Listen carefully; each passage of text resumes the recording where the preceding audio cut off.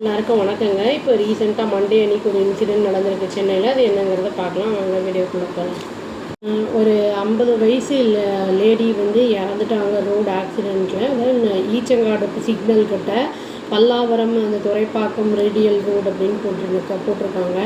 அதாவது என்ன பண்ணியிருக்காங்கன்னா, ஒரு கார் டிரைவர் வந்து தப்பாக வந்து அது இது பண்ணிட்டாங்க. வண்டியை வந்து எடுக்கும்போது வண்டியை வந்து ஸ்டாப் பண்ணுறதுக்கு வந்து நம்ம பிரேக்காக தானே யூஸ் பண்ணணுமோ, அவங்க அது வந்து தெரியாமல் என்ன பண்ணிட்டாருன்னா வந்து ஆக்சிலரேட்டரை வந்து யூஸ் பண்ணிட்டாரு.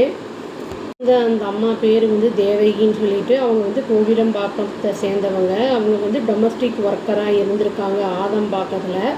மண்டே அன்னைக்கு அவங்க வந்து ரிட்டர்ன் வந்துக்கிட்டு இருந்திருக்காங்க வீட்டுக்கு அவங்களோட மொப்பட்டில். அதாவது மேடவாக்கம் மெயின் ரோட்டில் வந்து எப்போது அந்த ஈச்சங்காடு சிக்னலில் வந்து ரீச் ஆகும்போது ஒரு ஸ்பீடிங் கார் என்ன பண்ணியிருக்குன்னா அவங்க வண்டியில் மோதி இருக்கு. 2 வீலரில் அவங்க வந்து பேலன்ஸ் பண்ண முடியாமல் என்ன ஆயிடுச்சுன்னா வண்டி வந்து கீழே விழுந்து அவங்களும் விழுந்துட்டாங்க. ரொம்ப வந்து சிவியர் இன்ஜுரிஸ் ஆயிருந்திருக்கு. அது அவங்க மேலே மட்டும் மோதாமல் இனியும் வந்து ஒரு 2-3 வண்டியில் மோதி என்ன ஆயிருக்குன்னா அது அவங்களுக்கும் வந்து நெக்ஸ்டில் இன்ஜுரிஸ் ஆயிருக்குங்கிற மாதிரி சொல்லியிருக்காங்க.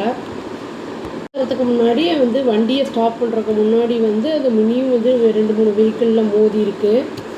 இமீடியட்டாக என்ன பண்ணியிருக்காங்கன்னா தேவகி அந்த வந்து இறந்து போனவங்களை வந்து இமீடியட்டாக டாக்டர்கிட்ட வந்து ஹாஸ்பிட்டலுக்கு நியர்பை ஹாஸ்பிட்டலுக்கு கூட்டிகிட்டு போயிருக்காங்க. பட் அங்கேயே வந்து அவங்க செத்து இறந்துட்டாங்க. இன்ஜுரிஸ் எல்லாம் நிறைய இருக்கிறதுனால வந்து அவங்க இறந்துட்டாங்க அப்படின்னு வந்து டிக்ளேர் பண்ணிட்டாங்க இது டாக்டர்ஸு.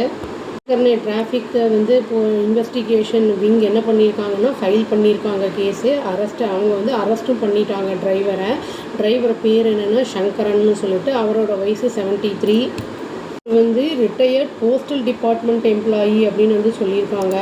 இவரும் வந்து பள்ளிக்கரணையை சேர்ந்தவர் தான் அப்படிங்கிற மாதிரி நியூஸ் வந்திருக்கு. நம்ம வந்து யூஸ்வலாக வண்டியெல்லாம் ஓட்டும்போது ப்ராப்பரான லைசன்ஸு அதெல்லாம் வச்சுக்கணும். ஏன்னா வந்து அபவ் 18 தான் வந்து எலிஜிபிளே. அதுவும் இல்லாமல் வந்து நம்மளுக்கு ஃபோக்கஸ் வந்து வண்டி ஓட்டும்போது அதில் மட்டுமே இருக்கணும். லிக்கர்லாம் கன்சியூம் பண்ணியிருக்கோம் அப்படின்னா வந்து வண்டி ஓட்ட முடியாது, ஸ்டேபிளாக இருக்க மாட்டோம் நம்ம. இவர் வந்து போஸ்டல் டிபார்ட்மெண்ட்டில் வேலை பண்ணியிருக்காரு அப்படின்னு சொல்கிறாங்க. ஹெல்த் இஷ்யூஸ் ஏதாவது இருந்தாலுமே வந்து வண்டியெல்லாம் தனியாக அந்த மாதிரி ஓட்டிகிட்டு போகிறது வந்து ரொம்ப டேஞ்சர்.